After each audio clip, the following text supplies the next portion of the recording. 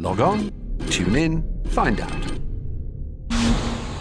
Another good idea from Cambridge.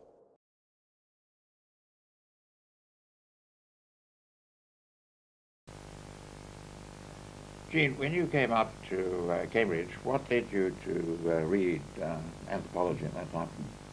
Well, I suppose it was much what leads people to do it now. I was tired of what I was doing at school and took the advice of someone who suggested I do anthropology.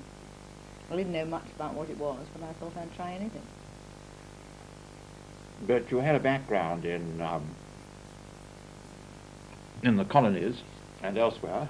Well, yes, it was a background I hid rather to start with, but no doubt that was why my father's friend, who'd done anthropology herself at Cambridge, suggested that I would like it, and she was quite right. You had been born in Kenya? Yes. And you lived there for how many years? Well, I was there most of my life until I came to Cambridge. My father was a colonial official, and we used to come to England, home as we called it, on leave. But that was stopped because of the Second World War. And so I hadn't been to England very often before I came here. But I didn't know I was a colonial until I came here. What did you think you were? I thought I was English. I see. But your father hadn't even been born here? No, but he'd been to public school and to Cambridge.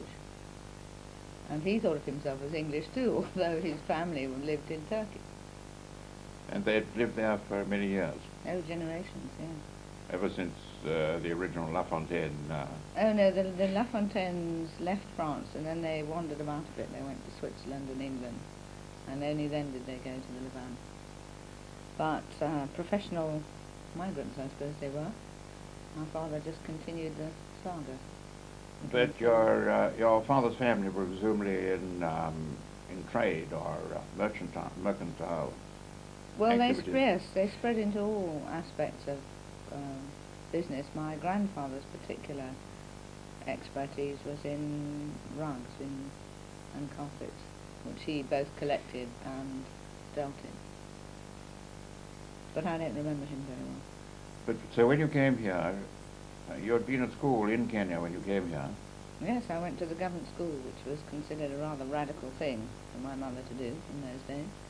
Send me to the government school. And when you arrived in Newnham, you didn't have any idea of reading anthropology? Oh yes, when I came up for interview, I said that although I had done my interview on history, I was going to read anthropology. And at that point it became clear that they had a rather odd idea of who was coming from the colonies too, because I was sitting in Newnham waiting for my interview and they called Miss La Fontaine, so I got up.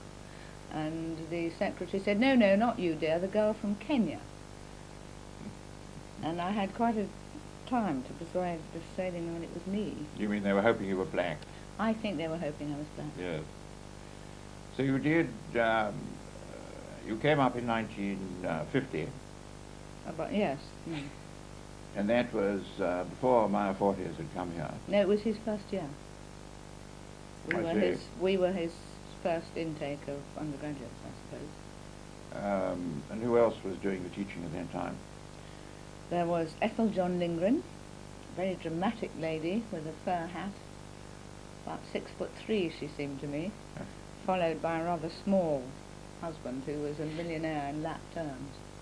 We understood he had reindeer all over Sweden. Yes, I think that... And she was my supervisor and taught me mostly how to annotate. I had always to put footnotes in my essays and refer to them, and if the numbering was wrong, there was hell to pay. She supervised you in your first year? Yes. Oh, lots of people supervised me in my first year. I started off by being supervised with Anthony Forge by Doris Wheatley. Yes. And then I was supervised by G.I. Jones, largely because I was radical enough to suggest that I wanted to change supervisors. Nowadays that will pass without any worry at all, but in those days it was considered a very daring thing to do. In fact, I completely upset my director of studies, who was a dear old lady called Mrs. Quiggin, author of Primitive Money, and she asked me at the end of the first term what was, I suppose, a rhetorical question, but I was too naive to recognise it. She said, "And are you happy with your supervision, dear?" And I said, "No." And she had never had no to that answer before. She was very upset. So I was changed and transferred to G.I. Jones, who was a marvellous supervisor, except that he had a room in the museum, which was rather creepy at night. He kept his skulls in there, as I remember. It wasn't the skulls, it was a particular West African student who frightened the life out of me one day. I was going through the rather dark museum to supervision with G.I. Jones when this figure materialised out of the gloom and said, "You're from Kenya, aren't you?" "Yes," I said. "Do you know," he said, "what was the greatest blessing of West Africa?" "No," I said. "The mosquito," he said, "it kept the white man away." And then he dematerialised in the gloom. And I went to my supervision with knees knocking, and I was always frightened of the totem poles forever after that. And who else was teaching you at the time? There was Geoffrey Bushnell with his dog, who was a great hazard because it was deaf and also liable to be upset and bit in lectures if you disturbed its sleep. So you had to be careful to make sure it wasn't underneath the bench where you sat, or it was dangerous. And then there was Jack Trevor, who did physical anthropology, always somewhat of a mystery to me, and Miles Burkitt, who I remember crawling under the desks in the lecture room to explain to us how it was impossible that Paleolithic art could have been made by accident. And he crawled about under the desk explaining that this was similar to getting down into the caves at L.S.E, and clearly primitive man must have gone there on purpose. That was your archaeology. That was archaeology. So yes. in those days you were doing archaeology, physical anthropology, and social anthropology for the first year.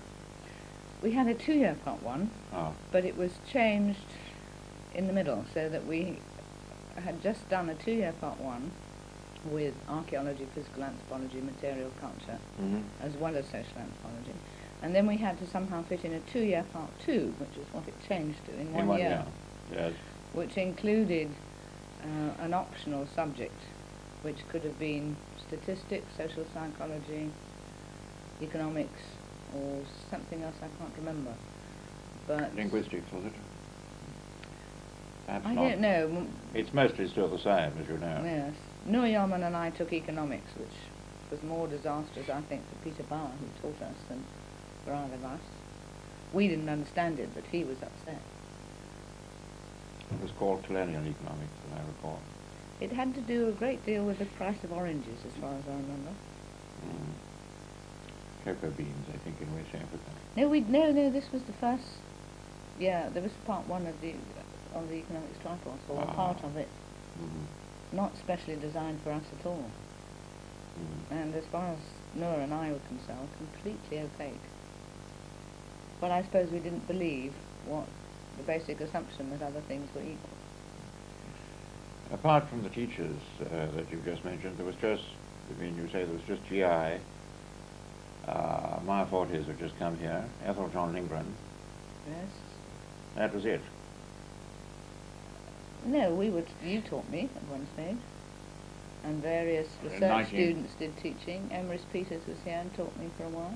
Yes, I didn't mean as, yes, the old people who were fully There was Rio Fortune.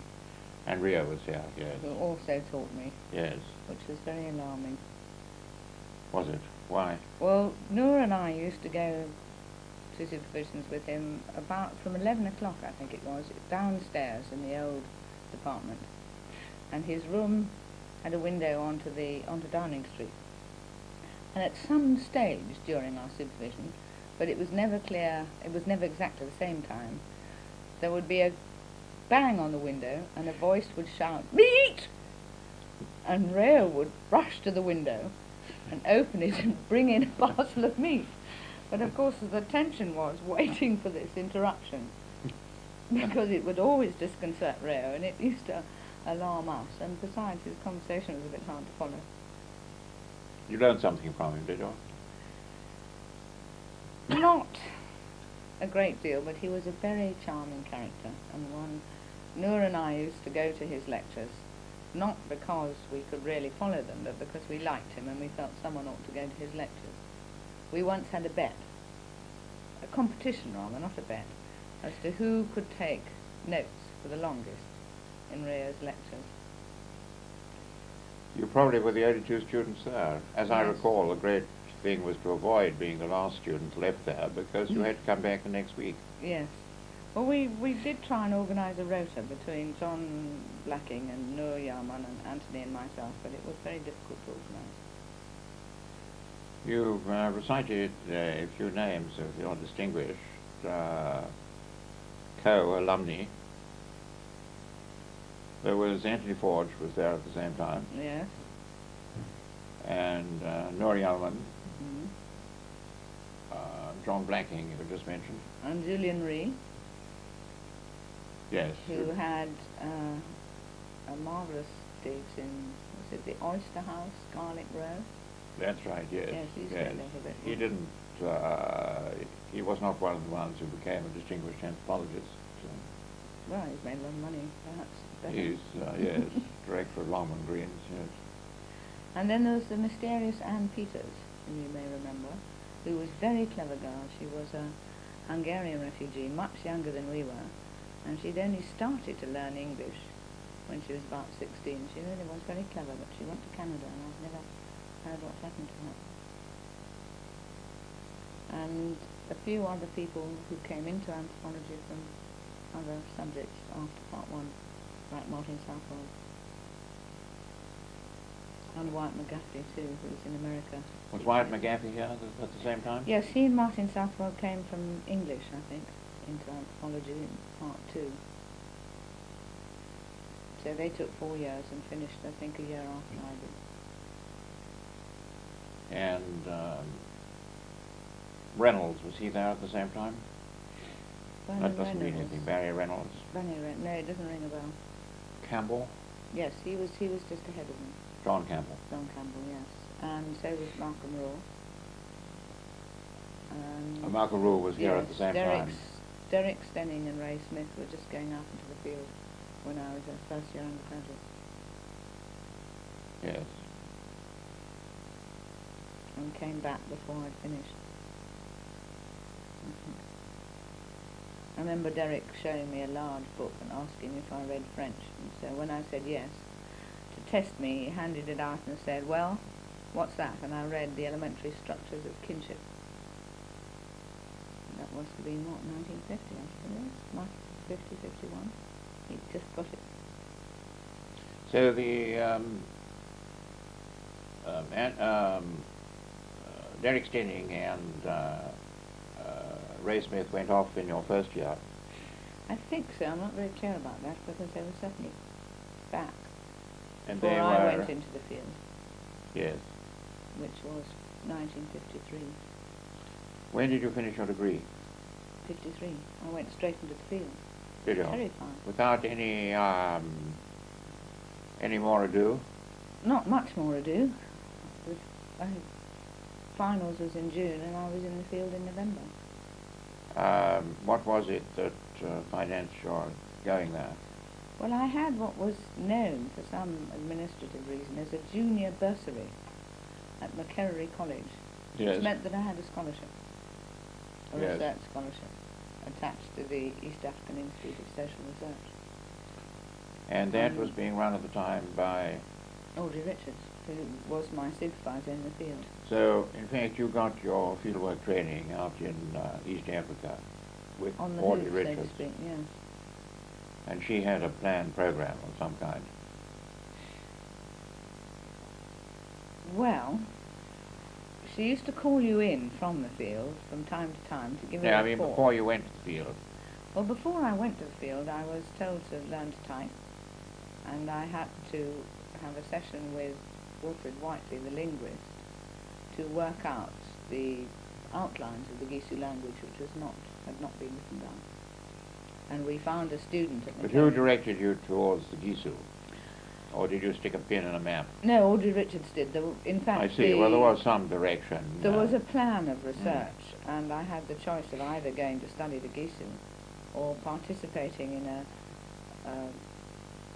research plan in Buganda. Because all this was part of that program that Raymond Firth, was it, had made out for East African research? No, not Raymond Firth. Shapira had made out, yes. Raymond Firth did the West African one. It was partly that, but partly it was negotiated, I think, with the Uganda government and interests of theirs. Yes. The Gisu were important because they seemed so different from all the interlacustine peoples. They were uncentralized initiation rituals, very heavy emphasis on unilinear descent, all that stuff. And it was intellectual reasons that they wanted somebody to go there, not because they were causing trouble at the time, or... No, they had caused a considerable amount of trouble, but that was some 10, 15 years before. Yes. And they were quite satisfied with what they'd finally obtained, which was a land commission, which said that they had individual land tenure. Yes. And I was instructed by the African local government, which was largely Gisu, not to inquire into any matters concerning land, because that was known and settled. Otherwise, they were quite pleased to have me around. Who was largely Gisu, did you say, at that time? The African local government. Were they? The council, yes. That's already in 53. Yes. At the time, Gisu was incorporated in a larger district which took in part of the plains area, but just after I left the field it was split, and in Mbale district then incorporated just the Gisu and the Sabe, who were their neighbours. Nilo Hamites, or the Gisu were Bantu speaking. And then, so it was Audrey Richards that directed you, or suggested the Gisu. And she surely must have given you some of her famous instructions about note-taking, and yes, what coloured pencil to use. She was very firm. She gave me an outline that Malinowski had given her to go into the field with, because she said it was a useful fieldwork check no matter what theoretical framework I might prefer. And indeed it was useful, because she reminded me at one stage that I had sent in nothing on house building, which was part of the material equipment for the family institution, and it's quite true, I hadn't.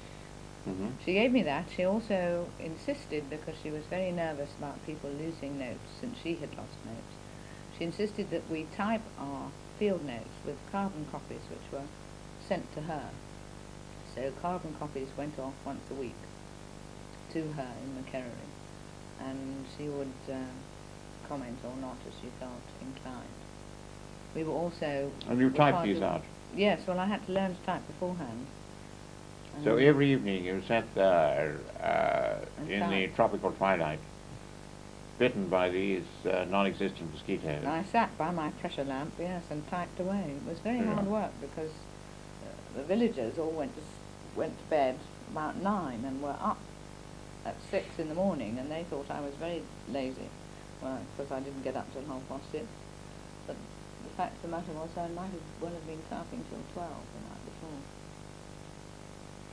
So you sent all these back to Audrey? Yes. And she returned them to you with No, she kept one copy. I had the top copy, she had the carbon copy, which were, as far as I know, were still in Macfarlane, though whether it is now, whether they are now, I don't know. And then occasionally we used to have to come in and give a field report at a conference. And she was very firm about that. That was one of the few disagreements I had with her, which I lost. She wrote to me saying that she wanted me to come in and give a field report at a conference. Yes.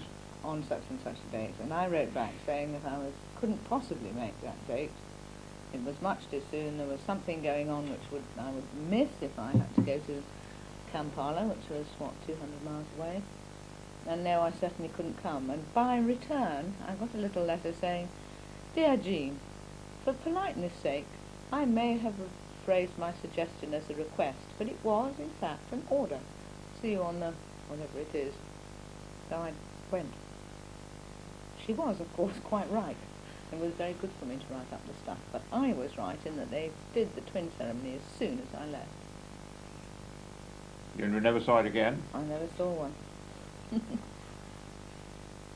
And how long were you working from Macquarie? Well, nearly 2 years. I left in October 55. So I had longer in the field than people have nowadays, but I was less trained. You had 2 years in the field? Yes, I had some holiday because to help me as far as the family was concerned, I was locally employed, and therefore I had holiday at Christmas, and I went to see my family in Kenya then. Mm-hmm. But it was basically it was 2 years. Yeah. And then you didn't spend any time in Macquarie writing up. You came back here. I came back here to write up, to start doing terms for my PhD. The terms of my scholarship included 3 months writing up. Yes. After that, I existed partly on cashing in my pension and partly on some supervision and postgraduate scholarship I had from Newnham. That was because the scholarship was just for 2 years, plus 3 months writing up. Plus 3 months writing Yes. up, and then Yes. I had to find ways of supporting myself after that, and partly it was, as I say, accumulated pension for the 2 years, which seemed quite a good sum in those days, and partly it was teaching, and I did some research assistantship for Audrey Richards on East African chiefs, and some research assistantship, I think, for my 40s on ancestors. When you came here? When I was here, yes. We lived, most of us, from hand to mouth, but it didn't seem hard. It does now. How long were you here doing it? 2 years. I got my PhD in 57. And who was supervising you? Malfortis? Malfortis was supervising me, and we had a very lively graduate seminar because Edmund Leach had come here by then. In fact, so lively was it that Grace Harris and I threatened, if you remember, to buy police whistles in order to make a space so that we could say something, so that we could be heard. I do recall that there wasn't much room for anyone except Certain people to certain speak. people. And they spoke loudly and long and with great heat. But it was a very good seminar. It was quite frightening to give a paper to. Where was this held? In King's. In Malfortis' room? Yes. It had, as I recall, great windows with long curtains. And Edmund Leach would sit in the windowsill, and when he was disgusted with the conversation, he would draw the curtains and disappear from sight. And then there would be silence for a while until he poked his head out and Leach got into conversation. Yes, there were various ways that Edmund had of disguising his presence. Esther swears that on the first occasion she gave a paper there, he was reading the Cambridge Daily News the whole time. Oh, I wouldn't put it past him. There's not much, there's not that much in the Cambridge Daily News. No, but all these ploys, we were taught, and we were with people who were the grand eccentrics, I think. So who else were your graduate students at the time when you came back? There was Frederick Bath was here. I hadn't known him before, but he had come from fieldwork in Swat. Yes. And was writing his up then. And Michael Banks, who'd worked in Ceylon. He wrote something for the volume that Edmund did, yes. Was in the throes of writing what turned out to be one of the longest PhDs in anthropology ever, I think. Not quite, but quite long. He was here. In fact, his was the first seminar paper in the graduate seminar I heard, and I was so frightened by the polemical reception it got that I thought I'd never dare to give a paper. Who else was here? Canadian, Bill Dunning, worked among the Eskimos, and Grace Harris was still here. She had taught me a bit as an undergraduate.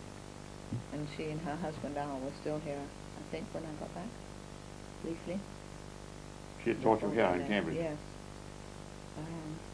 Who else did we have? I remember you as a positive presence, arguing with all and sundry. I'm sure, yes.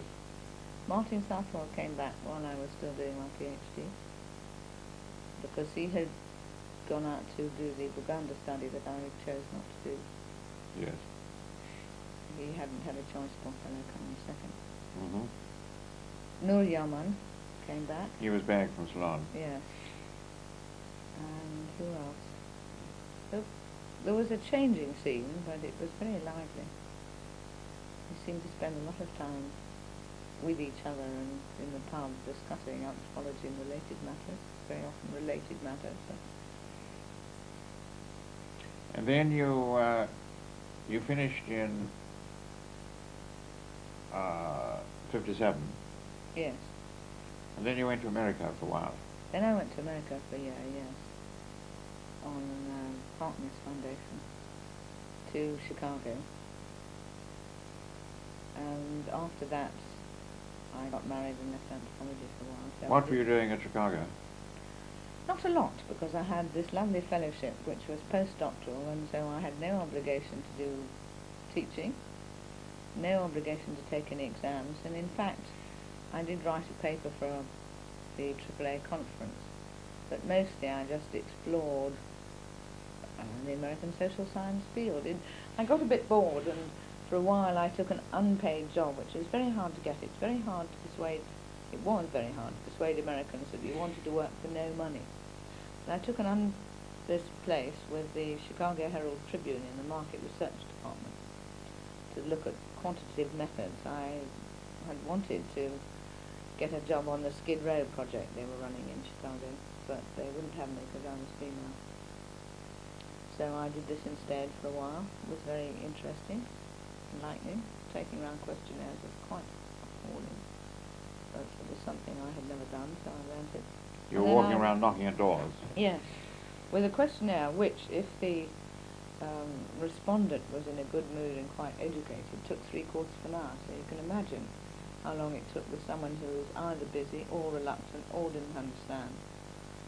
It was a terrible imposition, it really was. And then I went on Greyhound buses as far down to the southwest and down to New Orleans and one or two other places to see America. So it was a very pleasant year, not very hard working. And then when you came back, you got married. Yes, And you became interested in more pragmatic matters. well, I did bits and pieces of anthropology for a while. But Well, you only did bits quite a and lot, I pieces. think, didn't you? Well, I taught in Kinshasa for a while, largely because they had absolutely nobody else to fill in the time.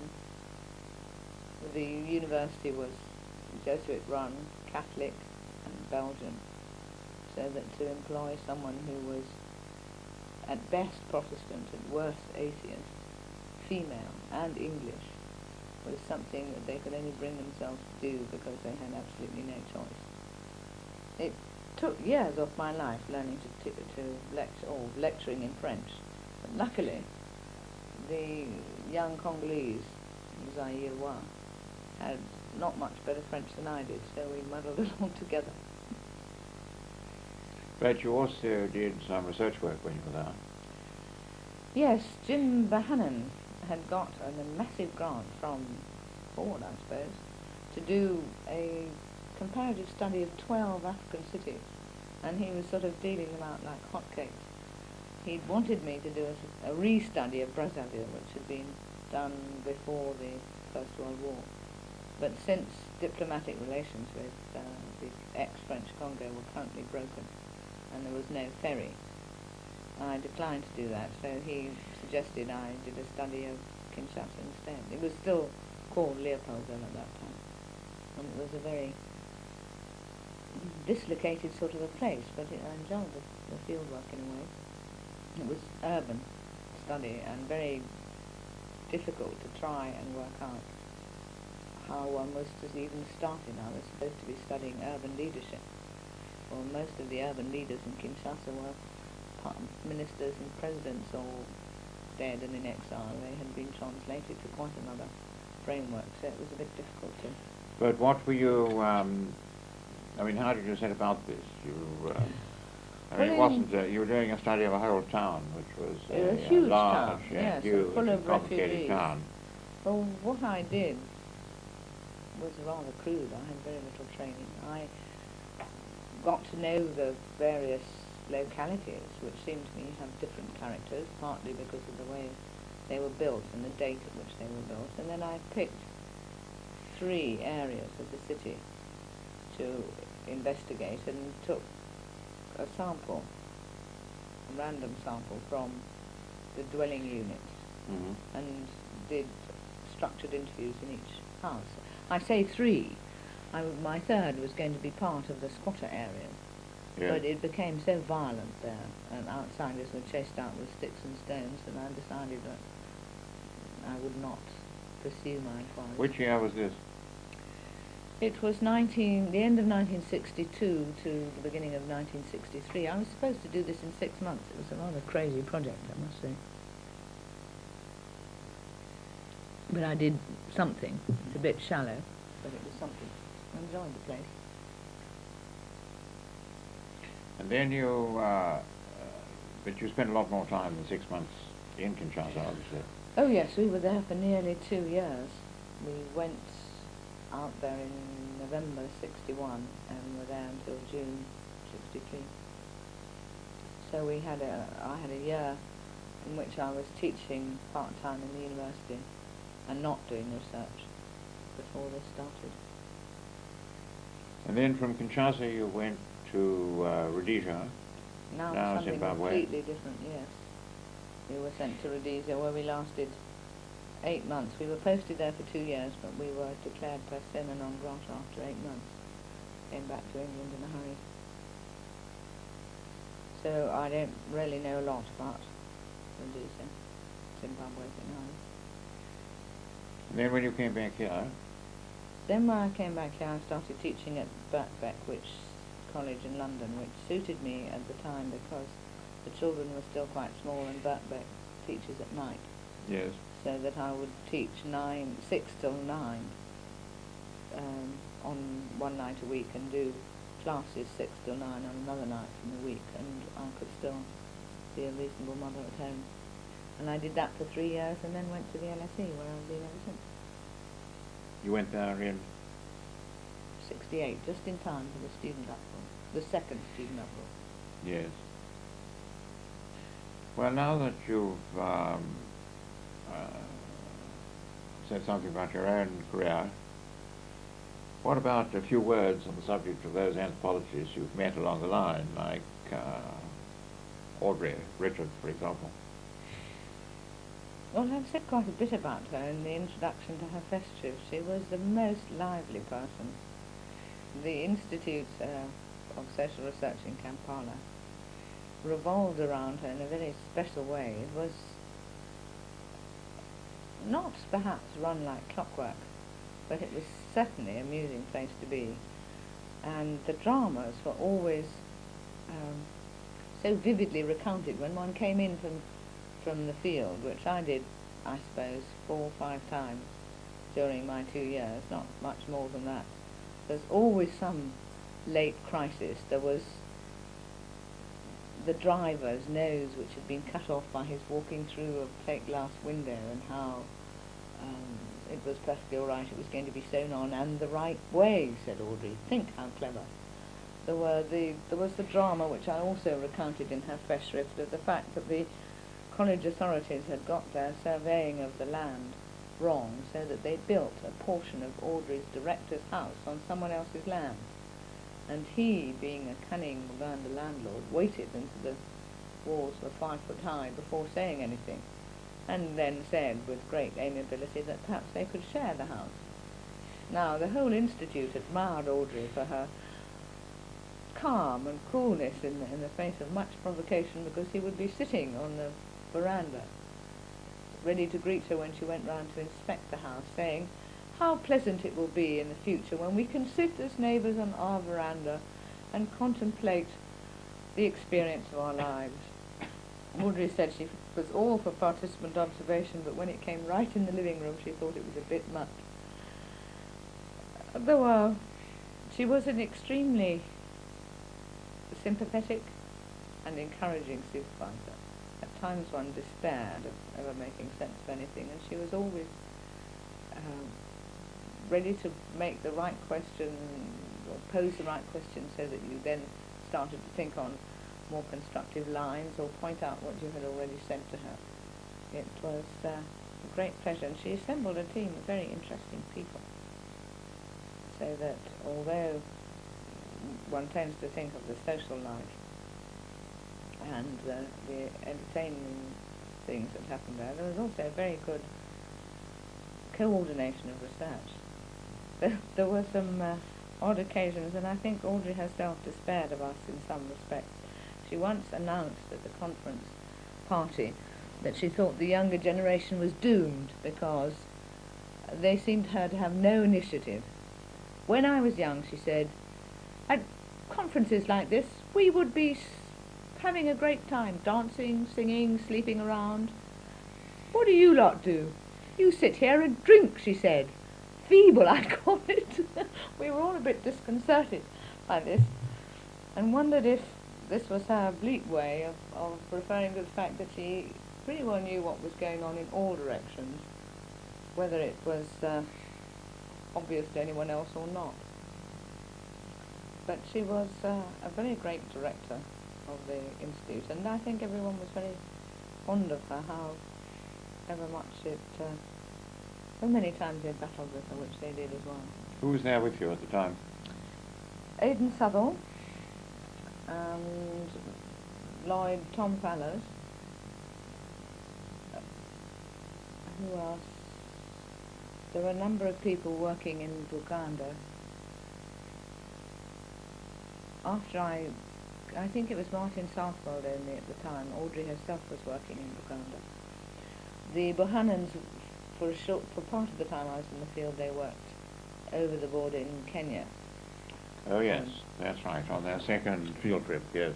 That's right, and this was a great triumph really for women's liberation in those far-off days, because Audrey employed Dusty Bohannan and persuaded either the college or the Colonial Social Science Research Council to send Jim as a dependent spouse. And that was a long time ago. And she had to fight for it, but she achieved it in the end with great satisfaction. There were a number of economists. There was Hugh Fern and Christopher Wrigley, I think. Yes. And Walter Banana Elkan. Wrigley. Walter Elkan, Walter yes, Elkan. at Belfast. So there was some it was a general social science research unit. It wasn't only anthropology. And did a number of things. There was also a child psychologist who came from the States, his name escapes me at the moment, who had to be persuaded that it was useful to learn the language if he was going to study children. And in the end did some quite interesting work on the ideas Ganda children had of authority and how these related to particular features of the political system. But it was quite difficult to persuade him that participant observation rather than questionnaires through interpreters was of any use. It was in fact very multidisciplinary as well, so Ed Winter, Beyond the Mountains, was Beyond the Mountains of the Moon, with yes. his very southern wife. She had the most amazing American accent I'd ever heard at that stage. I mean, I was new, American accents were new to me, and this was a deep Southern Belle accent. And another couple of Americans who worked in Kenya, Cindy, they worked on the Tariki, name I've forgotten. So there was quite a big team. The Bahannans were possibly one of our most exotic. I had a weekend with them, in which I think, as I told you not long ago, I was utterly exhausted in 2 days because their work patterns were such that the visitor was torn in half. You would sit after dinner talking to Dusty until 2 in the morning, when you would both go to bed, only, in my case, to be woken with a cup of coffee at 5 in the morning by Jim Bohannon, who'd gone to bed at 10 o'clock and was fresh as a daisy at 5 and wanted to discuss all manner of things. So that after 2 days of this regime, I had to drive my motor car very carefully home in sleep for 3 days to recover. It was very lively. But we were encouraged to visit each other in the field. Stephen Morris was there, doing his study of Indians, and one weekend we went to Karamoja, to the north. The general factotum, who was cook, bottle washer, general bodyguard, whom I employed, refused utterly to accompany me. He said, they eat people up there. So I said that, well, I don't think you're very loyal to let me go and be eaten. Oh, he said, everyone knows that white people are all right. They don't eat whites, they just eat me. We got involved in a wedding, which Yes. was quite frightening because the Karamojong are very enthusiastic people, and we couldn't communicate with them very well except through a little bit of Swahili. And at one point we thought we were going to end up in some celebration 5 or 10 miles from the car, and we're not going to be allowed to go back to it. However, we did manage to escape. And I recall a conversation between Barbara Ward and myself about the initiatory practices of that part of the world, and I confessed to my ignorance, not knowing whether the Karamojong or the Turkana practiced circumcision or not. And we were debating this in a rather animated way when Stephen broke into our conversation. He said, if you look out of the window directly to your right, you will be able to observe the answer to your question. And there were 3 very tall men wearing nothing but khaki puttees, which they had acquired from some military friend. And indeed, I can inform you that they do not circumcise. And was Karamojong subsequently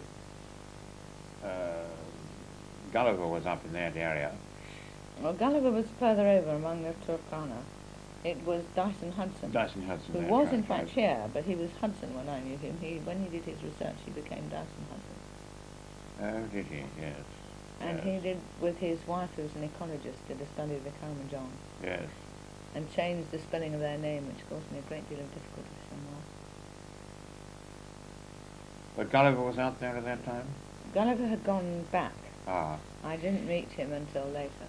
Mm-hmm. Or else he was for a spell government anthropologist in either Kenya or Tanzania. Perhaps he was doing that when I was doing fieldwork. But he'd finished his fieldwork when I was there. Well, you got this, you were working at Macfarlane, which was one of a number of institutes of this kind which the Colonial Social Science Research Council set up after the war. Did you tell us something more about the activities of your director there? Well, she accompanied me to the field because she said she thought I was going to be a shock to the district commissioner. And in fact, he was quite right. I was a terrible shock. He sat there looking at me, saying he didn't know that anthropologists were young. I think he thought they sprang fully fledged at 80 out of some book. With beards, which you didn't have. Preferably with beards, which yes. you didn't have at that moment. At that time, I was not yet 22, and he was horrified. Yes. What was worse, he discovered that he'd been to the same school as my father, and they were both in the colonial service, so that he felt even more... And your father was senior. Yes, yes, and even more responsible. So what did he do but suggest that I stayed right with him and do my fieldwork from there? So Audrey spent the weekend persuading him this was not a good idea, very successfully. Mm-hmm.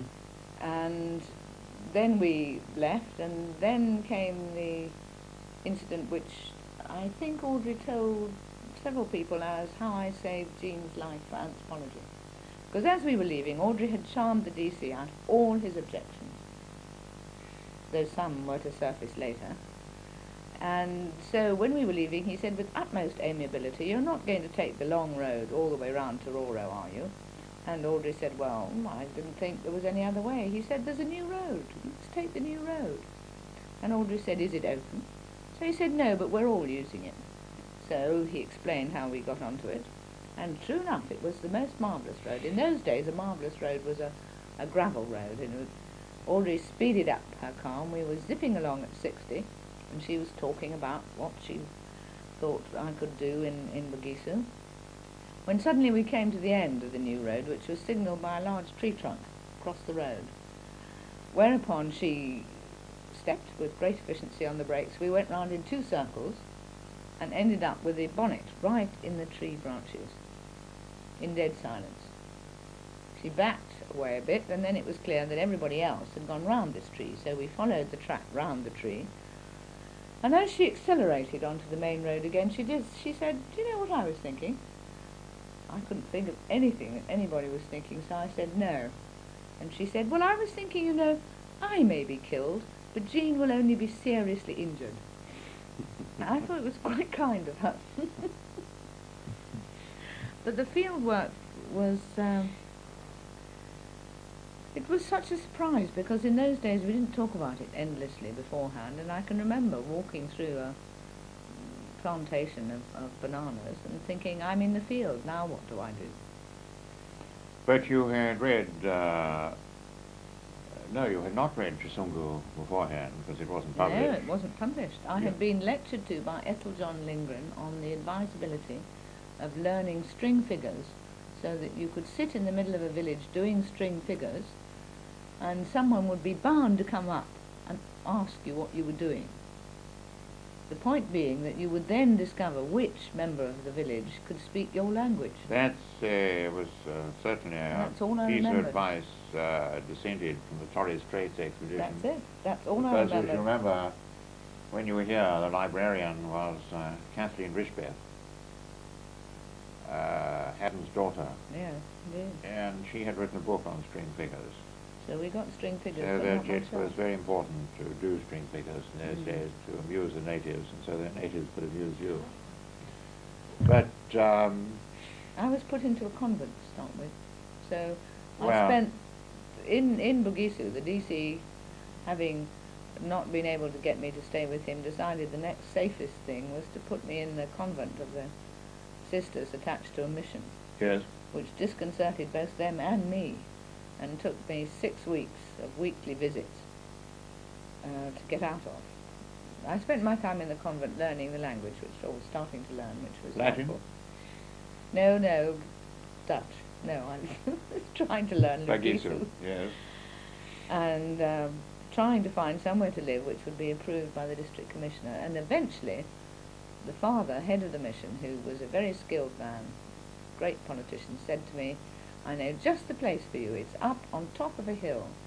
And the DC will not want to walk up and inspect it, but he will not want to admit that, so he will agree." And all befell as he had prophesied. And I was installed in this teacher's hut, right on top of a steep mountain, small mountain, but steep, looking out down the valley. It was a very lovely place. It was a small hut, about 6 foot in diameter. No, radius, sorry, never know these things. And right on the edge of the sort of green in the middle of the village. It was very convenient for the children because they could always come and congregate and see what I was doing. And that's where you spent the next 2 years? No, I spent a year in that village. Yes. And then I spent 3 months in a village on the edge of the plains where I got some unpleasant disease, so I moved up into the hills again and spent the last 8 months on the border with Kenya, which was high, but in another part with another dialect, or slightly different dialect. So that I moved around, but the place that I know best was the village I spent a year in, and where I was given a name and was considered part of the community eventually. Well, you must be considered part of the community to come from such a genteel background and then get involved in all these bloody male rituals. How and why did you do that? Well, I think it was you who said once in a seminar that anthropologists got the peoples they deserve. I don't remember the other examples very well, but I do remember that you finished a whole peroration on the subject by saying, and look, Jean got male circumcision, which was something which embarrassed me enormously at the time. However, it was... Which you have a theory about, that I did this very generally, deliberately to embarrass you and others. Well, I think there was a certain... It was considered unusual among anthropologists to find anthropologists who could blush, which I unfortunately did in those days. And I'm sure you weren't the only one who wanted to try and see if they could make it happen. But male initiation, I suppose, I might as well have been studied by a female. After all, I was far less frightened by it, or upset by it, than my colleagues. There was a film, which you may or may not have seen. I remember vividly. Exactly. Yes. There was a very vivid but silent film made by someone in the Public Works Department who was under my direction. Oh, was it? Yes. Yes. No, I'm thinking of something Well, else. he asked my advice and made Yes. it. And then when he came on leave, he wanted to recoup his expenses. So I talked to this film and tried to sell it to various departments. And in those days, departments didn't buy films. So I acquired a reputation which was, I think, undeserved as the girl with the horrible film. Yes. But he unfortunately didn't sell any of the copies of the film, and it was No a good copies. film. There are no copies available? No copies, and he's vanished. He was very disappointed with me. But the effect, I think, was very bad because of this lack of sound. And the rituals themselves were very noisy affairs, and with a lot of shouting and singing, and it distracted one's attention. But it was very hard work because a lot of Gisu large-scale rituals involve running up and down from place to place. And Yes. they always would say to me, we don't mind as long as you keep up. We're not going to hold up anything so that you can be there. So that most of the time I seemed to be running uphill or downhill in the mud, clasping a camera and a notebook, desperately trying to get to places before everything had finished happening. But they I take lost it... 2 stone in the field. Did you? And yes, Running up and down hills. but the circumcision rituals were in one place, most of it, The as I remember the film. Each locality had its own rituals on one day. It had been Yes. tidied up in bureaucratic fashion, and for the first time the African local government sent a circular round allocating each county a day on which to have its rituals. And there were 3 weeks which covered all the counties through Gisu, because there was no initiation on Sundays. So And I followed them from place to place. there was already quite a lot of influence of the local government upon the rituals at that time. Yes, they would gladly have done away with them, because they felt that they were holding up the greater assimilation of Western ways. They had failed to persuade the Gisu to be circumcised in hospital, and they had failed to persuade them to curtail their rituals to something rather small. It was a massive festival, but they had condensed them in time, so everything happened in an exhausting 3 weeks instead of spread over about 4 or 5 months. What's happened to their ceremonies now? What's happened to the Gisu now in more recent times? Well, in most You haven't been recent back there times, since? I haven't been back. In most recent times, they've suffered rather badly by being located on the frontier with Kenya and having participated with no doubt great enthusiasm and expertise in the smuggling of coffee into Kenya. But they were shot up rather badly by our means. 100 people I heard were killed in one locality. And they were, even when I studied them, very short of land, and a lot of them were in considerable difficulties. And I think this has probably been intensified. But the initiation ritual still goes on. And in fact, there's a film made some 12 or 13 years after I did field work by Suzette Heald, which shows the initiation ritual in a different part of Gisu from the one I knew best. Yes. But it's obviously very vigorous, and it's not likely to lapse, I would have thought, or fade away. So you think that despite all these pressures that were happening even when you were there, that a lot of this is still continuing today? Oh yes, I would be very surprised to find it attenuated in any way.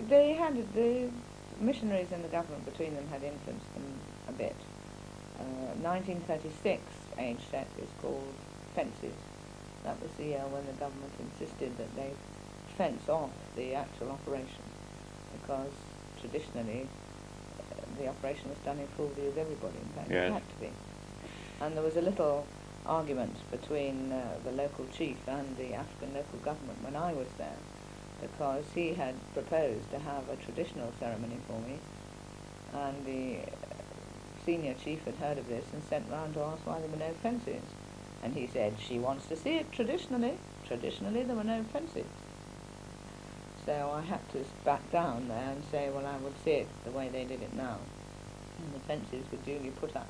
There was a certain amount of sulkiness. But it was intended to be public. The women were supposed to be there. I mean, one of the schoolboys I knew who was, well, senior schoolboys I knew who was an initiate, wrote and said, will you come and admire me on my circumcision day? And this is what I was expected to do when I was at all known. Luckily I had one of those cameras that you can look in and blur the viewfinder, so I didn't have to watch the operation more than a few times.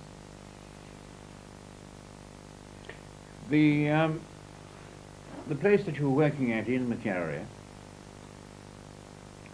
during that period, I suppose a period which lasted, when did Audrey Richards leave Macfarlane? Oh, not quite some time after I left, 57, 58, something like that. As soon as that she left? Well, I think so. Didn't she come to be Smuts reader here? 59? She came here, I think, and then was Smuts reader, but yes. I wouldn't be absolutely sure. Because I worked with her. No, she didn't become Smuts reader till later, I think. I worked with her on the East African Chiefs book here. Ah. And I think that was 57. Yes. Well, really, I mean, this period of these institutes, which, these social and economic institutes, and I think of the one that Max Gluckman, this was an earlier one, of course, but Max Gluckman and others, Dr. Wilson, ran in the Rhodes Livingston, the one at Macfarlane, the one in the West Indies, the one in West Africa, in Nigeria, which had rather a different shape to it. I suppose of all these, Macfarlane was perhaps the most important. But they all came at a particular period. They all came after the war as part of the process of the reconstruction of the world, the deconstruction of colonial society, the interest in development, and was associated, of course, financed by the colonial office under the colonial and development welfare schemes of this. I mean, there was a particular period when these happened in which it got a whole lot of people working on a number of projects in the social sciences. Very few of them natives of the area that they were in. But on the other hand, people that acquired a great deal of experience of these localities at that time, because they had conditions where they could work for several years in many cases. I mean, yours for 2 years, I think you said, but Audrey was there for longer. Oh, much many longer, of these other yes. people, many of these other people were there They were for 5-year projects in those days. the Carnegie leadership scheme was a 5-year scheme, I think.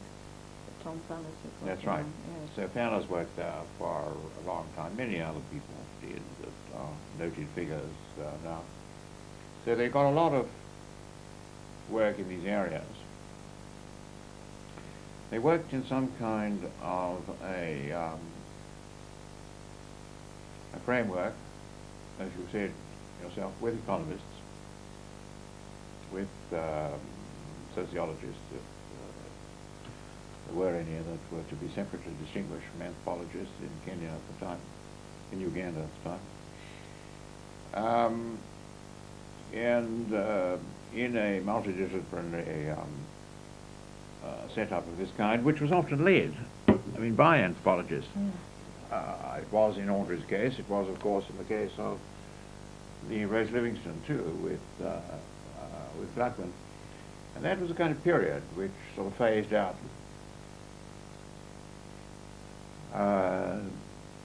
Since then, no doubt, the whole situation in Uganda, obviously, as far as social science has changed dramatically,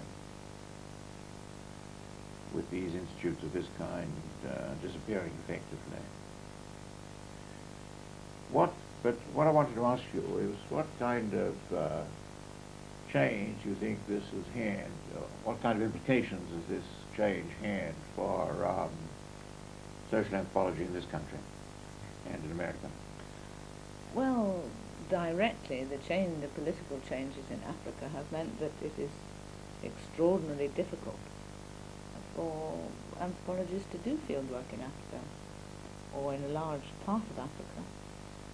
Eastern Africa is now very limited amount of fieldwork can be done there. I hear students saying that we were puppets of a colonial regime, and I certainly recognise that we relied on the immunity of given us by association with the white colonial regime. I think I was so safe during fieldwork because I was white, so that in some respects one was able to establish what looked like ideal field conditions. Perhaps they weren't as ideal. I think that the balance has changed very much, and where people can do fieldwork now, they can't count on cooperation, they can't count on peace and quiet to do their fieldwork. It has meant, I suppose, that reconstructions or studies of traditional customs are no longer central in African studies. This I don't find altogether a bad thing, although it is a mistake to think that none of us were interested in that, even in those far-off days. It is also a mistake to think that we always met with compliance. On one or two occasions I had some very difficult situations to cope with. But generally I think the fading of African ethnography from the scene in terms of its contribution to central theory is very marked difference, which you can see in the anthropologies of the 70s and 80s. Whereas before, the central theoretical issues were debated in terms of African anthropology, now they aren't so much. It's New Guinean or Latin American or Mediterranean even, not so much central, don't you think? You mean because New There's Guinea and Latin America were later colonial situations in which people could pursue the activities that earlier you pursued Yes. in East Africa under the shadow of the Australian flag, or in Latin America under the protection of the descendants of Spanish conquerors. Yes, I wouldn't have phrased it precisely like that, but I suppose there is certain sense in which this is so, though there is also the very clear indication that a lot of anthropologists have worked in both New Guinea and in South America with the view of protecting, supporting and helping the people they study against the oppression of any wider regime. Well, that is right, but then that, of course, was true in Africa, too. Yes, it was. It was very much true of us. Audrey was writing for the Fabian Journal, and other people, refugees from South Africa, etc., who were interested. I mean, that's just why they were working there, because they were interested in the same kind of thing. But I didn't mean that so much. I mean, the shift from working in those kinds of situations there, and you say there's been a shift from the central role that Africa played at that time in social anthropology. It isn't just a shift of geographical focus. I mean, it's involved other shifts too. Oh, a lot of other shifts. That was the one that sprang to mind, and at the moment, I felt that being attached to an institute was an extraordinarily lucky thing for a young anthropologist, because I could have supervision while I was in the field. I didn't have to go out once for all with a contact mediated through rather rare letters and then come back and that was it. Yes. I could go back and forth between the field and my supervisor, not a great deal, but I did do it, and discuss problems. I also could talk in a multidisciplinary framework with people who would give me advice on various aspects of field work. I knew nothing about how coffee grew, for example, and I got that information quite quickly during the field, during my field work. So, whereas now we are sending our students out with much less time available. They go out and they're more or less, they've got a year to do it, 18 months if they're very lucky, and they really have no time to discuss or assess in the middle, or have anything but the minimum guidance from us, so that the Institute's provided a framework in which I think the fieldwork was well done, carefully done. I suppose also, though, I was thinking about the other shifts of direction. I mean, at that particular time, as I say, it was people like Audrey Richards, Gluckman and so on, who were in charge of general social science units. Their students became not only professors of anthropology, but professors of sociology. Were interested perhaps in, were involved in development as it was conceived at that time, and projects of development. But now, social anthropologists in this country, I think, are much less involved in that in many ways. I mean, one can't see people playing the central role that Richards and Gluckman played. One can't see people extending perhaps quite so much into that field. Or am I wrong? I mean, as an L.S.E, I mean, perhaps you have. Well, I think you're perhaps exaggerating, Jack, because though the central role I was talking about here, not the peripheral role, the central role. The central role perhaps has shifted to economists or sociologists, but in some respects it was only one or two people in these institutes who were very influential. The rest of us were in many ways rather peripheral. And we were doing very much the sorts of academically oriented research that people do now.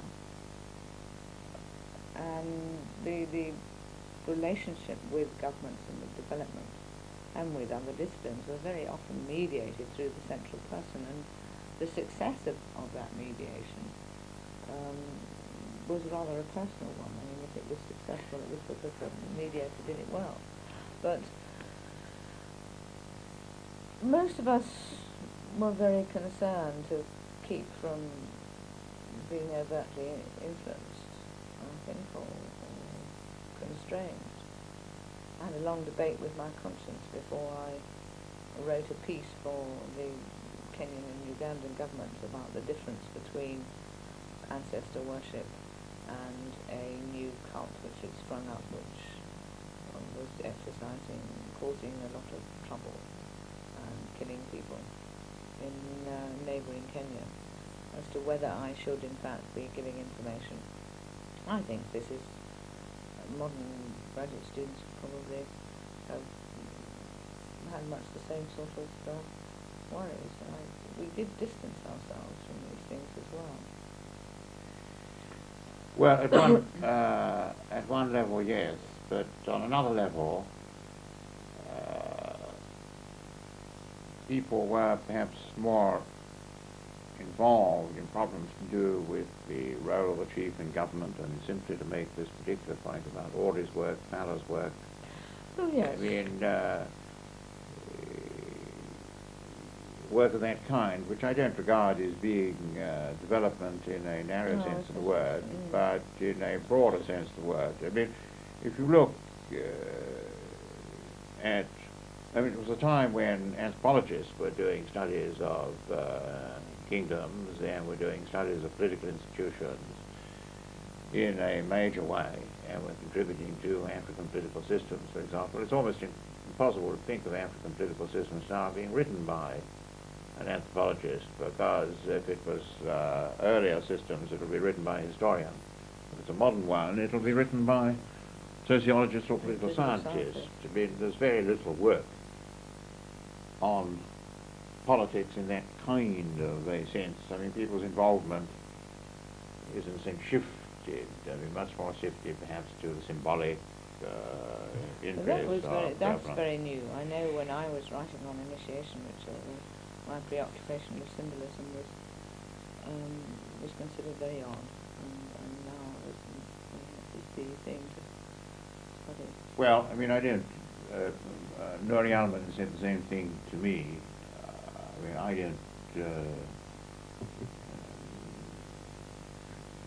didn't find it odd, and I didn't find it odd then. Having come from background in English literature, it seemed to be the kind of thing that one was interested in automatically. But I mean, the creation of it into a specific field of study, and the fact that people go out, you know, concentrate on this area of study,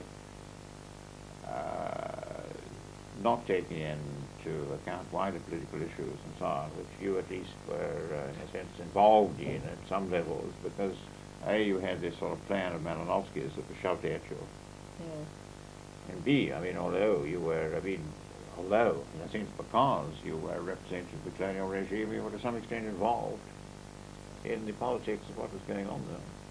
Yes, to some extent, and I do think though that the development, the speed of development of anthropology since I was a graduate student has meant that it is much harder to do what we were expected to do, which was an all-round, all right, call it functionalist study, relating different aspects of social life to one another. It is much harder to do. The detail you are required to produce on one aspect of life is very much greater, I think.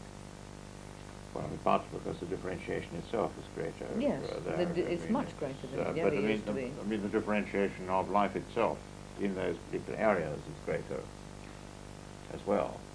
Partly, I suppose, but not entirely, But because there are people studying very simple, unchanged societies like hunters and gatherers in the middle of Indian jungles, or in the Philippines, where things have changed very little, but what has changed is the anthropologist's preoccupation with details and this and that.